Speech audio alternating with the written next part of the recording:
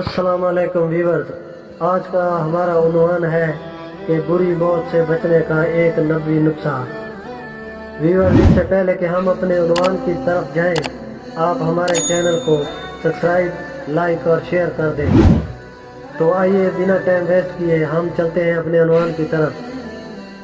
حضرت عثمان رضی اللہ تعالیٰ عنہ کہتے ہیں کہ حضرت حارثہ بن نعمان رضی اللہ تعالیٰ عنہ کی بینائی جا چکی تھی۔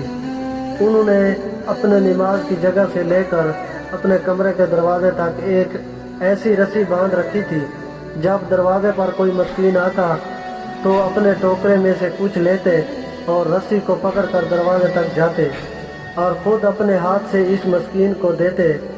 گھر والے ان سے کہتے کہ آپ کی جگہ ہم جا کر مسکین کو دے آتے ہیں۔